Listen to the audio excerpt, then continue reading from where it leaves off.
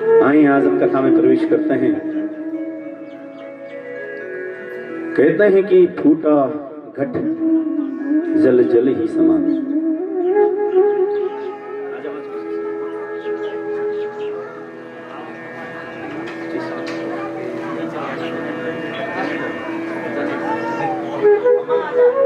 एक बार एक गुरु है और वो समझा रहा है किसको, अपने शिष्यों को। कहा कि ये शरीर जो है घटाकाश है, घड़ा है, और जो आकाश है परमात्मा है, और ये जो घड़ा है वो शरीर है।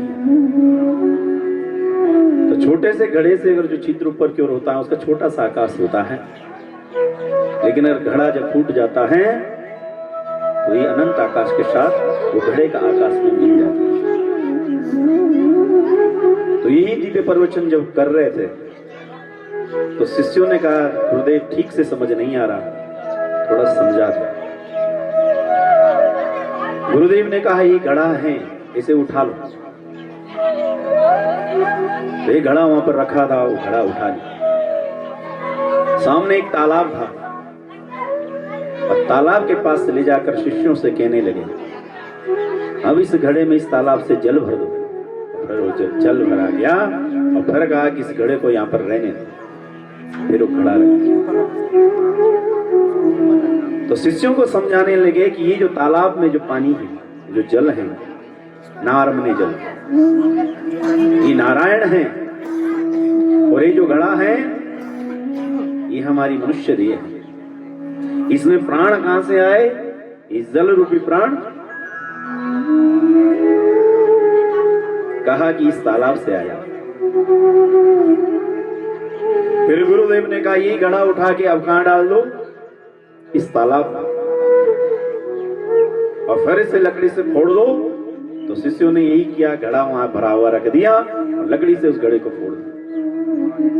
फिर गुरुदेव ने कहा जो पानी वहां से निकला था घड़े में आया, और फिर वो घड़ा हमने जल में रखा और जब उसे फोड़ दिया। अब ये बताओ कि घड़े का जल कौन सा है और इसमें तालाब का जल कौन सा है? शिष्य कहने लगे, गुरुदेव अब तो पता ही नहीं चल रहा कौन सा घड़े का जल है और कौन सा तालाब। तो कहा ऐसे ही वो परमात्मा सबके अंदर आता है, जीव रूप में रहता है, और फिर जब मिल जाता है उसी जल के साथ तो फिर अलग उसका स्वरूप नहीं होता। फिर यही आत्मा परमात्मा के साथ मिलकर परमात्मा का ही अंश हो जाता है।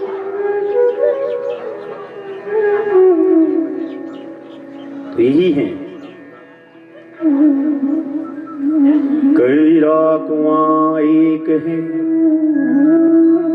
पानी भरे अनेक,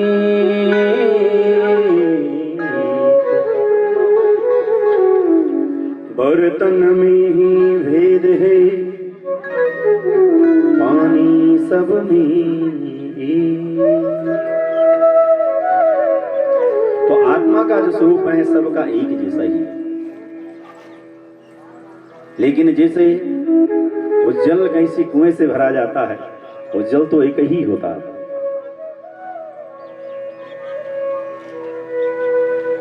लेकिन अगर बंटे में भरा तो बंटे के आकार का होगा, किसी घड़े में भर दिया वो जल तो घड़े के आकार का होगा, गिलास में भरा तो गिलास के आकार में होगा, कमंडलों में भरा जाए तो कमंडल के आकार का होगा, लेकिन जल जो उसके अंदर है वो एक ही जगह से आया।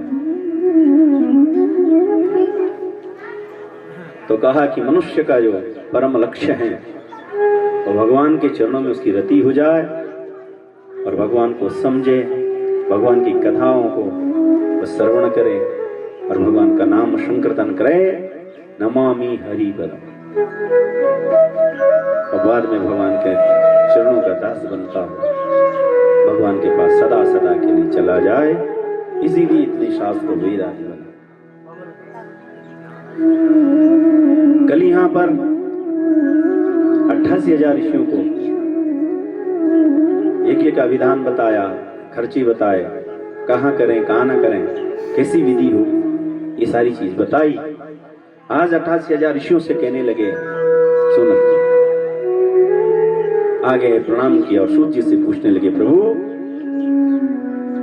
अब हम यह जानना चाहते हैं कि ये जो परीक्षित महाराज ने कथा सुनी है और सुखदेव महाराज ने उन्हें सुनाई है, हे सूत जी आप वो सारी कथा हमें सुना। तो यहाँ पर भागवत का एक मंगलाचरण है, इसके 108 अर्थ लगाए गए।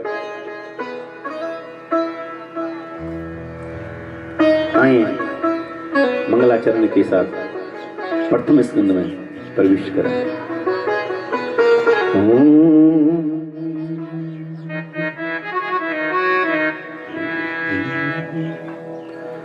जन्माद्यस्य यतो वयादितरतः चार्थेष्ववीज्ञश्वरा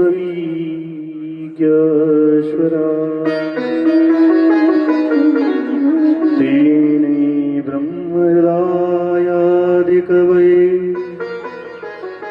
मन्यन्ति सूरयः तेजो वारिभिदां यथा विनिमयो यत्र त्रिसर्गो मृषा धाम्ना स्वेन सदा निहस्तकुहकं सत्यं परं धीमहि सत्यं परं धीमहि। जो सत्य है उसे अगर हम जानना चाहें, वो सत्य कोई और नहीं, वो श्रीमद् भागवत है। और कोई अमर कथा है तो वो अमर कथा कोई और नहीं, वो श्रीमद् भागवत। तो कहते हैं जन्माद्यस्य यतो वयानि तरतः, जो जन्म लेते ही भागे। अब भागा कौन? जन्म लेते ही मामा को पता ही नहीं चला और कृष्ण भगवान रातों रात 12 बजे भाग गए। चार्थेष्ववीज्ञश्वरा,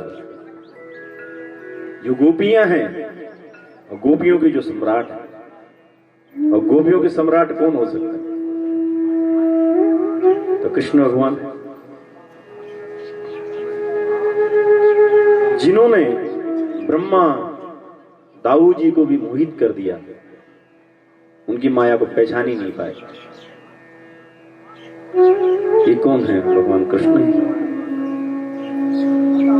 जिनकी बंसुरी बजने से वहां जो पर्वत थे, शिलाखंड थे, वो पिघलने लगे। आज अगर आप वृंदावन की भूमि पर जाओ, किसी से पूछो तो वो बताएंगे ये जो पिघले हुए हैं, वहां पत्थर ऐसा लगता पिघला हुआ। जिनकी बंसुरी से पत्थर भी पिघल गए हों, द्वारिका, वृंदावन और मथुरा, जहां जिनका सदा सदा निवास हो, ऐसे परब्रह्म परमेश्वर उस सत्य को हम ध्यान करते हैं। बोले कृष्णचंद्र भगवान की जय। कहा कि यही परधर्म है, भागवत परधर्म, परधर्म। सवे पुंसा परो धर्मो यतो भक्तिरधोक्षजे अहेतुक्यं प्रतिहिता ययात्मां संप्रसीदति। और धर्म क्या है इसे भी हमें समझना चाहिए, और परधर्म भी क्या है इसे भी हमें जान लेना चाहिए। जो हम संसारिक कृत्य कर रहे हैं इसका नाम है धर्म। एक आदमी का पुत्र होता है, उसे वो पालता है, पोसता है, उसे क्या कहते हैं? वो पिता का धर्म निभा रहा है। एक कन्या थोड़ा बड़ी हो जाती है, उसके माता पिता उसका हाथ किसी के हाथ में बांध देते हैं और कहते हैं बेटी आज से तेरे लिए कुल। वो सारे जीवन वहां यापन करती हैं, जितना भी कष्ट होता है उसे सहर्ष स्वीकार करती हैं, वो पत्नी बनने का धर्म निभा रही है। मां अपने पुत्रों को पाल रही हैं, वो मातृधर्म का पालन कर रही है। गांव में लोग पद प्रतिष्ठा में प्रधान बने हैं, गांव के मार्ग बना रहे हैं, कार्य कर रहे हैं, विकास कर रहे हैं। ये क्या कर रहे हैं? राजधर्म का पालन कर रहे हैं। इसका नाम भी धर्म है। लेकिन धर्म कई बार धोखा देता है। हे ऋषियों, मां बाप बच्चों को बड़ा कर देते हैं। उन्होंने तो अपना मातृभाव धर्म भी निभाया, पिता बनने का धर्म भी निभाया, लेकिन आखिरी में बुढ़िया सब डेरा और वो सब देहरादून। आप तो ठीक थे अपने धर्म पर, लेकिन धोखा हो गया। लगी बुआरी बखा तो धर्म ने क्या किया? आपने ठीक रहे, लेकिन धर्म ने धोखा दिया। प्रधान जी ने बहुत बढ़िया सब नालियां बना दी, अच्छे से तुम्हारे वहां चौक खलियाना बना दी। बाद में आज उठी और सारा गांव मिली कि ना यू बाणु ही नहीं हो, वो जो कि अच्छे से काम कर रहा। धर्म ने फिर धोखा दिया। कहा कि धर्म धोखा दे सकता, तनिक भी संदेह नहीं, लेकिन सवे पुंसाम परो धर्म, लेकिन पर धर्म कभी धोखा नहीं देता। ब्राह्मणों की सेवा, गौ की सेवा, माता पिता पितरों की सेवा, ये कभी धोखा नहीं देता। जो आपने परधर्म किया है वो कभी धोखा नहीं देता। तो कहा ये परधर्म है अहेतुक्यम, जिसमें हेतु नहीं कि मुझे ये मिले, जिसमें आदान प्रदान ना। मीरा को देखो, मेरे तो गिरधर गोपाल। कबीरदास को देखो, कैसे कैसे लोग अहेतुक्य भक्ति करिए। कहा जो तुझे करवाना पर वो तू कर दे। कभी कुछ मांगा ही नहीं जीवन तक। ये आत्मा, यही जो भागवत है, ये पर धर्म है। यह लोग तो मिलेगा ही मिलेगा, लेकिन आगे के जन्मों जन्मों तक मिलेगा ये पर धर्म। तो कहने लगे, एक तो होते हैं ब्रह्म। ब्रह्म क्या है? व्यापक है, निराकार है और निर्गुण है। वो न दिख सकता है और निर्गुण है। एक है परमात्मा। परमात्मा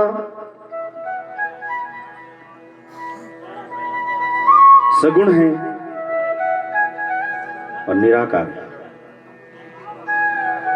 और एक है भगवान। और जो भगवान है वो क्या है?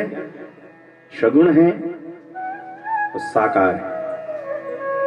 राम भगवान को हम देख सकते हैं, कृष्ण को हम देख सकते हैं, तो भगवान समझो।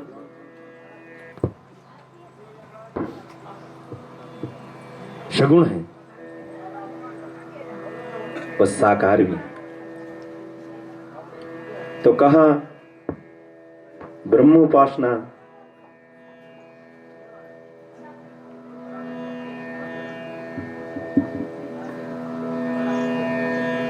हरि कौन कर सकता है? तो कहा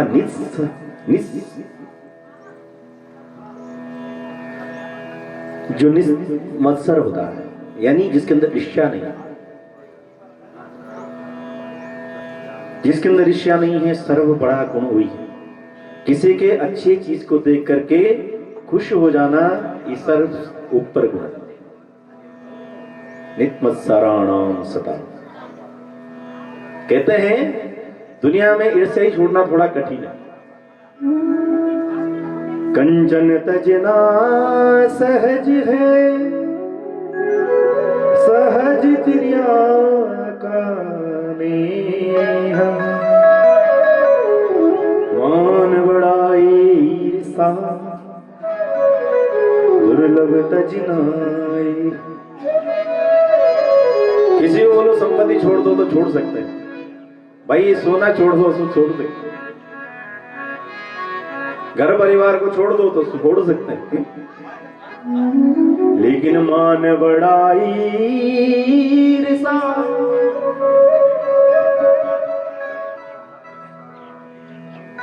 दुर्लभ तज नाई। जिसने मान बढ़ाई और ईर्ष्या को छोड़ दिया हो वो भागवत का अधिकारी।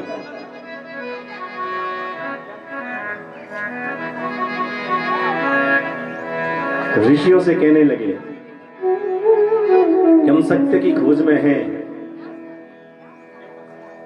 ओम सत्यम व्रतम सत्य परंति सत्यम सत्यस्य योनि निहितं च सत्ये सत्यस्य सत्यामृत सत्यनेत्रम् सत्यात्मकं त्वां शरणं प्रपन्नः। आपने कई बार सुना होगा लोग सत्य की खोज पे चल पड़े, सत्य की खोज पर चल पड़े। तो श्रीमद् भागवती वो सत्य है जिसे लोग ढूंढ रहे हैं। सोनक जी ने कहा प्रभु हमारे मन में कुछ प्रश्न हैं, बस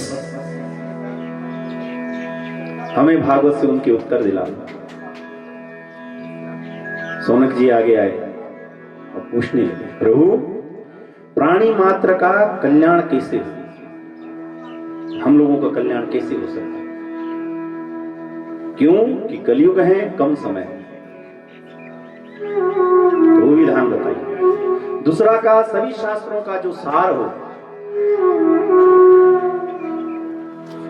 वो तब तो हमें बताएं, और भगवान अवतार क्यों लेते हैं वो हम जानना चाहते हैं, और भगवान के कितने अवतार अब तक हुए हैं उन अवतारों की हमें कथा सुनाई। मनुष्य देह का अंतिम लक्ष्य क्या है, और धर्म रक्षा जब भगवान करते हैं अवतार लेकर यहाँ आते हैं, जब भगवान चले जाते हैं तो धर्म किसकी शरण में चला जाता है, कौन उसकी रक्षा करता है? ऐसे 6 प्रश्नों पर ही भागवत सारा खड़ा है। सोनक जी ने कहा कि अब एक बात हमें बताएं, श्री सुखदेव जी का जन्म किस प्रकार से हुआ है, पहले हम यह सुनना चाहते हैं। तो सुखदेव की जन्म कथा बताओ।